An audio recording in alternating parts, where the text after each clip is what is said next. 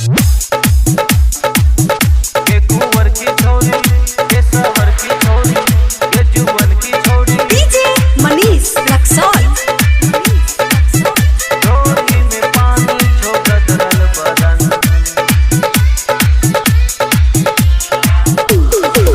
सुन है गे छौरी तू ही आइटम बम है गे हर जैया छियो पागल हम।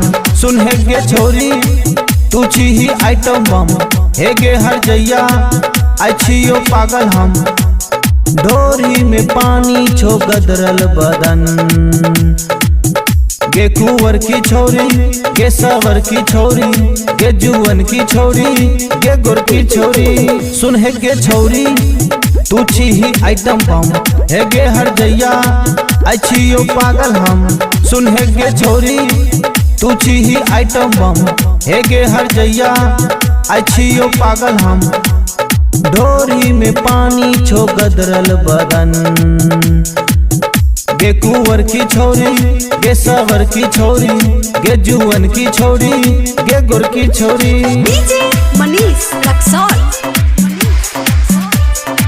गे मुंबई वाली, गे गोवा वाली, गे गुजरात वाली, गे दिल्ली वाली। डोरी में पानी छो गदरल बदन।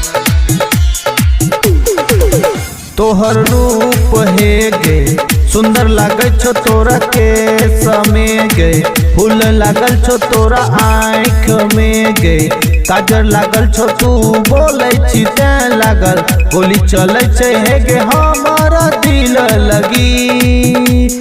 तू छी हमर चुलबुली देख ले तू हमर दीवानापन। है गे मुंबई वाली, है गे गोवा वाली, गे गुजरात वाली, गे दिल्ली वाली।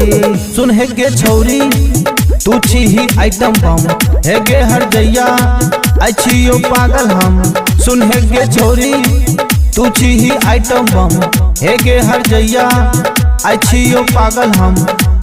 डोरी में पानी छो गदरल बदन।